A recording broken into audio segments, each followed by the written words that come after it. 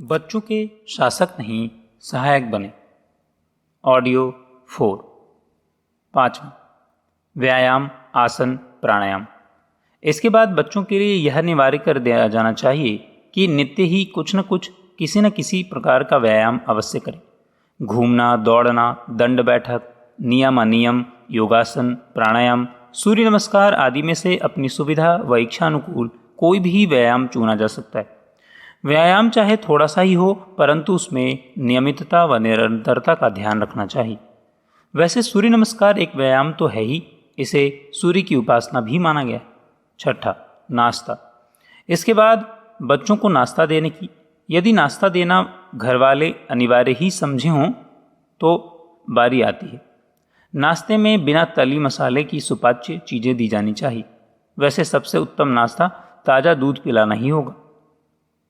उपासना के बाद नाश्ते की प्रथा पालना इस दृष्टि से उपयोगी रहेगी कि बच्चों में उपासना की आदत पक्की हो जाएगी तथा यह संस्कार भी पड़ेगा कि बिना भगवान की उपासना किए कुछ भी खाना पीना अच्छा नहीं रहता। 7वां, घर पर अभ्यास। इसके बाद बच्चों के कम से कम 1-1.5 घंटा घर पर अभ्यास करने के लिए अवश्य बैठना चाहिए। 8वां, शाला की तैयारी, भोजन एवं शाला। इसके बाद शाला जाने की तैयारी बच्चे करें। वस्त्र उनके साफ रहें, बाल सजे सवरे रहें, नाखून कटे रहें, पूरी पुस्तकें व लेखन सामग्री साथ रहे, यह ध्यान में रखना चाहिए। फिर बच्चों का भोजन होगा। भोजन में बच्चों को पुष्टिकरक भोजन को पसंद करने के संस्कार डालने चाहिए, ना कि स्वादिष्ट। भोजन स्वास्थ्य प्रधान हो, ना कि स्वाद प्रधान। 9वां, संध्या के खेल। बच्चों में यह आदत अवश्य डाली जाए कि वे संध्या समय कम से कम 1 घंटा अवश्य ही मैदान के खेल खेल। खेल अपने आप में एक व्यायाम भी है व इनसे सामूहिकता का भाव बढ़ता है और बच्चों में सामाजिक संबंध बनाए रखने की स्वस्थ आदतें बनती हैं। 10वां, वाचनालय, पुस्तकालय। बच्चों में यह संस्कार भी डाला जाना चाहिए कि वे नित्य ही अथवा नित्य संभव ना हो सके तो अधिकांश कम से कम 1 घंटा या आधा घंटा के लिए पुस्तकालयों, वाचनालयों में अवश्य जाएं। वहाँ विभिन्न प्रकार की पत्र पत्रिकाएं देखें, पढ़ें व अपनी रुचि की बातें डायरी में नोट करें। यह विचार ठीक नहीं कि घरों पर ही ढेर सारी पत्र पत्रिकाएं मंगाई जाएं व उन्हें पढ़ने के लिए दी जाएं। घर पर आने वाला साहित्य तो पढ़ा ही जाएगा, पर पुस्तकालय वाचनालय से विज्ञान क्षेत्र विस्तीर्ण होता है तथा हमें वैविध्य ज्ञान मिलता है। 11वां, शयन। रात्रि को जल्दी ही अधिकाधिक 10 बजे तक बच्चों को सुला देना चाहिए। बच्चों को जल्दी सोने व जल्दी उठने के लाभ समझाए जाने चाहिए। सोते समय बच्चे हाथ मुंह साफ कर घुटनों तक पैर धोकर सोवें। सोते समय बिस्तर पर बच्चे फिर भगवान से इस तरह की प्रार्थना करें कि हे प्रभु, तूने हमें जन्म दिया, आज का दिन हमें जीने की दिया, हमने आज अमुक अमुक अच्छे या बुरे कर्म किए, बुरे कामों को तू क्षमा करना। उक्त संहिता एक आदर्श के रूप में प्रस्तावित है। इसमें बच्चों की आयु, उनके शैक्षणिक स्तर, घर परिवार की परिस्थिति, वातावरण आदि को दृष्टिगत रखते हुए आवश्यक परिवर्तन किया जा सकता है। अधिक उपयुक्त तो यह होगा कि माता पिता अपने बच्चों से इस संहिता पर विचार विमर्श करें। वे सब मिल बैठकर एक सर्वसामान्य संहिता निर्धारित कर उसका पालन करने का निश्चय करें। ऐसे बच्चे स्वयं यह भाव रखेंगे कि यह संहिता उनके माता पिता ने उनकी सहमति से उनके हित में ही बनाई, अतः इसका पालना करना उनके लिए कल्याणकारी ही होगा। जो बच्चे अपने माता पिता को सहयोगी के रूप में पाते हैं, वे उनके परामर्शों का उत्साहपूर्वक पालन करने में ही गौरव एवं प्रतिष्ठा का अनुभव किया करते हैं। साधारण आदतें तथा नियमित दिनचर्या। हम भारतवासी समय की पाबंदी ना करने के लिए जगत विख्यात हैं। हमारे यहाँ का आना जाना, खाना पीना, सोना जगना, उठना बैठना, सभा सम्मेलन कोई भी ठीक तरह से नहीं होता। किसी नोटिस में यदि सभा होने की बात 2 बजे लिखी हो तो निर्विवाद रूप से स्वीकार कर लेना चाहिए 4 बजे पूर्व वह प्रारंभ ना हो सकेगी। किसी नेताजी के आने की सूचना यदि 12 बजे की हो तो यदि वे 2 बजे तक सभा स्थल पर पहुंच जाएं तो उनकी शीघ्रता माननी चाहिए। भारतीय समय इसके लिए बदनाम हो चुका है। हमारा नाश्ता, भोजन और विश्राम भी ठीक समय से नहीं होता। करोड़ों में कोई एक दो भले ही कह सकें कि मैं नित्य 8 बजे नाश्ता, 11 बजे भोजन करता हूँ, रात्रि में 10 बजे तक सो जाता हूँ।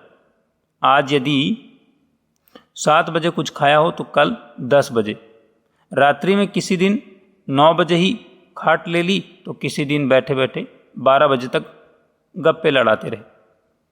एक वाक्य में यदि कहा जाए तो यह हमारा जीवन पूर्णतया अनियमित है। इंग्लैंड और अमेरिका वासी समय की पाबंदी का महत्व जानते हैं। वे अपने सब कार्य निर्धारित समय से करेंगे, उनका लंच डिनर सब समय से होता है। परंतु हम भारतवासियों के लिए यह बात लागू नहीं होती। इसके लिए हम मूल्य भी चुकाते हैं। जीवन में समय के महत्व को न समझने और अनियमित दिनचर्या रखने के कारण हमारे बहुत से काम तो अधूरे पड़े ही रह जाते हैं, परंतु इसके साथ पेट भी खराब हो जाता है। जब चाहा जितना चाहा ठूंसते रहने से उसका प्रभाव पेट पर पड़ता ही है। जब हम स्वयं हर काम में समय की पाबंदी नहीं करते तो भला बच्चों में इसकी आदत कैसे डाल सकते हैं। प्रायः हर घर में बच्चे दिन भर खाया करते हैं। मैंने एक माताजी से पूछा, आप अपने बच्चों को कितनी बार दूध पिलाती हैं? उन्होंने उत्तर दिया, इसका हिसाब थोड़े ही है, जब भूख लगी तभी दूध पीता है। एक कानूनगो साहब की इकलौती लड़की, उसका नाम है संध्या। संध्या सबको प्यारी, तो पर उसका मुंह कभी नहीं रुकता। परिवार के सभी प्राणियों के साथ वह अलग अलग बैठकर भोजन अवश्य करती है और सबके साथ नाश्ता करती है। उसके खुद का भोजन और नाश्ता अलग। पिता या कोई जब बाहर से कुछ लाया तो मुंह 24 घंटे बकरी की तरह चला करता है। यदि हम गणना करते तो शायद दिन भर में वह 20 बार नाश्ता और 15 बार भोजन तो अवश्य करती होगी। अब उसके टट्टी जाने की आवश्यकता पड़ती है। सारा आंगन वह अपने मलमूत्र से सजाया करती है। उसे देखकर दर्शन सोचने लगता है कि क्या संध्या जब बड़ी होगी तो उसे पेट की शिकायत ना होगी? क्या वह चटोरे स्वभाव को छोड़ सकेगी? इस अनियमितता का प्रभाव उसके भावी जीवन पर क्या पड़ेगा? क्या उसके जीवन को नष्ट करने का दोष माता पिता का नहीं, संध्या जैसे लाखों लड़के लड़कियां की यही दशा रहती। छोटे बच्चे के पारिवारिक जीवन का यदि पूरी तरह अध्ययन किया जाए और उस पर ध्यान दिया जाए तो हमारे मन में बच्चे तथा उसकी माँ के प्रति करुणा का भाव उत्पन्न हुए बिना नहीं रह सकता। छोटे बच्चे को तो और कोई काम होता नहीं, वह या तो सोएगा, खाएगा या माँ के गले चिपटा रहेगा। वैसे इन बातों के अतिरिक्त और किसी काम की आदत नहीं डाली जाती। वह बहुत कम अकेला लटकेगा या अकेला खेलेगा। वह जन्म के समय से ही मौसियों और बुआओं से घिरा रहता है, जो उसे थोड़ी देर के लिए भी चारपाई या पालने पर आराम नहीं करने देती। माँ का अपना चाव भी ऐसा होता है। वह बच्चे को गोद में लिए बैठी रहती है और चारपाई पर तो अपने साथ सुलाती है। वह कभी उसे कमरे में अकेला नहीं छोड़ती। कोई न कोई व्यक्ति सदा उसे बातों में लगाए रहता है। बच्चे को शुरू में जो आदत डाली जाए वह उसी को ग्रहण कर लेता है। तरुणाई और बुढ़ापे की अनियमित आदतों का श्री गणेश इसी समय से होता है, जब मौसियाँ और बुआएं अपने अपने घर चली जाती हैं तो माँ को घर के काम में अधिक व्यस्त रहना पड़ता है। इसीलिए वह बच्चे की ओर अधिक ध्यान नहीं दे सकती। सास, नंदों और बहनों के चले जाने के बाद माँ को बड़ी कठिनाई का सामना करना पड़ता है। वास्तव में जो बुरी आदतें बच्चे को शुरू के 1-2 महीने में पड़ जाती हैं वे कष्टदायी होती हैं। अब वह आराम से चारपाई पर लेटता नहीं, अकेला हो तो रोने लगता है, हर घड़ी माँ की गोद में सवार रहता है। माँ 6 महीने तक इन बातों को सहस्र सहन करती रहती। इसके अतिरिक्त शुरू में चाव भी बहुत होता है, किंतु शीघ्र ही उसकी सहन शक्ति की सीमा आ जाती है। माँ सोचती रहती है कि बच्चा जब घुटनों के बल चलना सीख जाएगा तब उसे अधिक तंग नहीं करेगा, किंतु माँ की यह आशा पूरी नहीं हो पाती। जब बच्चा घुटनों के बल चलना सीख जाता है तो वह और भी आसानी से अपनी माँ के पास पहुँच जाता है। वह अब हर घड़ी माँ के पास मौजूद रहता है। चलना फिरना सीख लेने के बाद उसे और भी आसानी हो जाती है और माँ का कष्ट और भी बढ़ जाता है। पहले 1-2 महीने में उसे हम जो यह आदत डाल देते हैं कि वह अकेला नहीं रह सकता, यह आदत बाद में भी हम पकाते रहते। दादी, नानी, मौसियों और बुआओं के चले जाने के बाद भी कई रिश्तेदार आते रहते हैं जो बच्चे को गोद में लेकर खिलाना अपना परम कर्तव्य समझते हैं। उनके अतिरिक्त अड़ोस पड़ोस की बहुत सी लड़कियां होती हैं जो आकर बच्चों को खिलाती रहती हैं। इन सब बातों का परिणाम यह होता है कि अकेला ना रहने और चारपाई पर ना लेटने की आदत बच्चे के अंदर पड़ जाती है। बच्चा जरा भी रोए तो उसे गोद में उठा लिया जाता है। बच्चे की यह आदत माँ के लिए बड़ी कष्टदायक बन जाती है, क्योंकि उसे गृहस्थी के काम धंधों की ओर ध्यान भी देना पड़ता है। बच्चा यदि अपनी कोई बात मनवाना चाहे तो रोने लगता है। रोना उसके लिए एक हथियार का काम देता है, जिसकी सहायता से वह अपनी मनमानी पूरी कर सकता है। माँ चाहे थोड़ी देर तक उसकी परवाह ना करे, किंतु अंततः पीछा छुड़ाने के लिए बच्चे के हठ के सामने सिर झुकाना ही पड़ता है। माँ बहुधा यह कहानी सुनी जाती है कि बच्चा बहुत हठीला है, अपनी हठ पूरी किए बिना मानता ही नहीं है, किंतु इन आदतों के लिए माँ स्वयं ही तो जिम्मेदार होती है। जब वह छोटा था तो ममता के कारण उसे लेटने या रोने नहीं दिया जाता। यह छोटे होने के कारण उस पर तरस आ गया, किंतु इसका परिणाम यह हुआ कि बच्चे को ऐसी आदतें पड़ गई जो अब नाराज होने लगे। धमकाने या मारने पीटने से भी नहीं छूट सकती। जिस चाव के साथ हम बच्चे की प्रतीक्षा करते हैं, यदि उतने ही चाव के साथ हम उसके जीवन को सीधे मार्ग पर चलाने का प्रयास करें तो वह हमारे लिए इस तरह संकट का कारण न बने। हमने उसके भोजन के संबंध में कभी कोई उचित योजना नहीं बनाई, उसके कपड़ों की ओर कभी उचित ध्यान नहीं दिया, उसके दिनचर्या के संबंध में कभी सोच विचार से काम नहीं लिया। बच्चे के माता पिता ने कभी ठंडे दिल से यह सोचने का प्रयत्न नहीं किया कि उनके बच्चे की भलाई किस बात में। पिता अपने कर्तव्य की इतिश्री इतने में समझता है कि वह रुपया कमाकर ले आए, जो कुछ बच्चे की माँ कहे वह बाजार से खरीद कर ला दे। यही कारण है कि माँ बच्चों को एक संकट समझती है, क्योंकि वह सारा दिन काम देखे। जब बच्चा बड़ा होता है तो पिता उसके लिए खिलौने लाता है, किंतु जब बच्चा थोड़ा बड़ा हो जाता है तो पिता उसे धमकाने भी लगता है। और जब कभी कभी बच्चे को पिता की मार भी खानी पड़ती है। जब माँ बच्चे को स्वयं सीधा नहीं कर पाती तो वह उसकी सारी शिकायतें उसके पिता से करती। पिता उसके लिए एक हब्बा बन जाता है, जिससे वह सदा भयभीत रहने लगता है। हम बच्चे की बातों को अपने ही दृष्टिकोण और नापमानों से जांचते रहते हैं। हम यह भूल जाते हैं कि हमारे अंदर भी बचपन में यही इच्छाएं उत्पन्न हुआ करती थी जो हमारे बच्चे में उत्पन्न हो रही। इस समस्या का हल यह है कि बच्चे की इच्छाओं को बचपन से नापमान से नापा जाए और सदा बच्चों के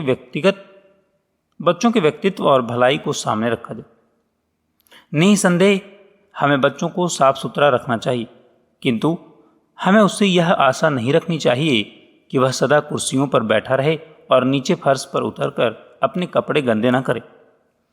इसी तरह हमारी यह इच्छा होती है कि बच्चे हमें तंग न करें, किंतु इसका अर्थ यह नहीं होना चाहिए कि हम उनकी आवश्यकताओं और इच्छाओं को बिल्कुल परवाह ना करें। यह ठीक है कि रोने वाला बच्चा हमें परेशान करेगा, किंतु हमें यह भूलना नहीं चाहिए कि केवल बीमार बच्चा ही सदा चुपचाप रह सकता है। हम चाहते हैं कि बच्चा हमारे कामों में हस्तक्षेप न करे और हम आराम के साथ अपने कामों में लगे रहें, किंतु यह तभी हो सकता है जब उन्हें व्यस्त रखने का कोई उचित प्रबंध कर दे। छोटे बच्चे के लिए दूध पीना या सोते रहना यही तो काम नहीं है। उसके विकास के लिए कई और चीज़ों की आवश्यकता होती है। उसके लिए कोई काम जुटाना हमारा कर्तव्य है। बच्चे केवल घर पर ही तंग नहीं करते, वे बाहर भी, मंदिरों में, जलसों में, रेल या मोटर यात्रा आदि में तथा अन्य जगहों में भी तंग करते हैं। इसका कारण केवल यही होता है कि हम उन्हें ना तो घर में व्यस्त रख सकते हैं, ना ही हम उन्हें ठीक ढंग से बाहर ही ले जाना चाहते। यदि तुम शुरू में ही यह आदत डाल दो कि वह दिन में कुछ घंटे माँ के बिना रह सके, तो बाद में हमें उसे कई तरीकों से बहला सकते हैं।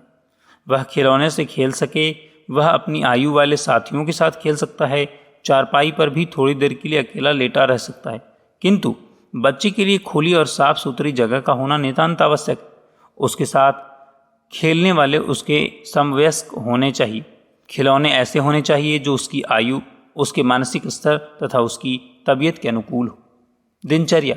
नियमित दिनचर्या बच्चे तथा उसकी माँ दोनों के हक में सुविधाजनक और आवश्यक है। आरंभ में जब बच्चा बोलना नहीं जानता, उसकी आवश्यकताओं को समझने एवं दैनिक क्रियाओं को यथासमय करने का आदी बनाने के लिए यह आवश्यक है कि बच्चे में सोने जागने, खाने पीने तथा खेलने कूदने का समय निश्चित हो। अभ्यास से बच्चा नियमित दिनचर्या का ऐसा आदी हो जाता है कि उसे यथा समय नींद आती है। खाने पीने के समय उसका पेट भूख से कुलबुला उठता है। सोकर उठने के बाद वह खेलने और बाहर जाने के लिए उतावला रहता है और पाचन क्रिया भी यथा समय भोजन हजम करने का काम कर नियमित समय पर मल रूप में निरर्थक वस्तु बाहर फेंकती। नींद। आरंभ में बच्चा 20-21 घंटे सोता है। कमजोर बच्चों को स्वस्थ बच्चों से अधिक नींद की आवश्यकता होती है। आरंभ में केवल दूध पिलाने या स्नान के समय ही बच्चे को उठाएं, पर बच्चे को थपथपाकर या झुलाकर सोने की आदत न डालें। पलंग पर लेटाने के बाद मसहरी गिरा दें। ठंडक हो तो छाती तक उड़ा दें, परंतु इसका ध्यान रखें कि बच्चे के कमरे में हवा आने जाने का प्रबंध पूरा हो। 3-4 मास के बाद आपको बच्चे की नींद का समय बांधने में आसानी होगी। वह रात्रि 8 बजे से प्रातःकाल 6 बजे तक, पश्चात सुबह की हवाखोरी के बाद 8 से लेकर 9 बजे तक की दोपहर में 12 बजे स्नान करके दूध पीकर 3-4 घंटे तक सो सकेगा। उसकी नींद का ध्यान रखकर आप उसके दूध पिलाने का समय बांधें। प्रातःकाल 6 बजे सोकर जब बच्चा उठे तो पहली बार उसे सुस्कार लें। अभ्यास से टट्टी पेशाब का समय बन जाएगा। कुछ देर उसे पलंग पर खेलने दें, फिर उसका मुंह साफ करके कपड़े बदलकर कुछ देर के लिए बाहर पास के बगीचे में घुमाने अवश्य ले जाएं। साथ ही साथ आपकी भी हवाखोरी हो जाएगी। अगर ले जाने की सुविधा नहीं है तो किसी खिड़की के सामने उसका पालना कर दें, जहाँ प्रातःकाल की हवा और थोड़ी बहुत सूरज की किरणें भी उस पर पड़ सकें। खेलते खेलते बच्चा कुछ समय के बाद आप ही सो जाएगा। इस प्रकार आपको सुबह का काम पूरा करने के 2 घंटे का अवकाश मिल जाएगा। बच्चा का पालना पास के कमरे में ऐसी जगह हो जहाँ से उसकी आवाज़ आपको झट सुनाई दे जाए, अन्यथा अकेला बच्चा रो रो कर सहम जाता है और एकांत तथा अंधेरे में डरने लगता है।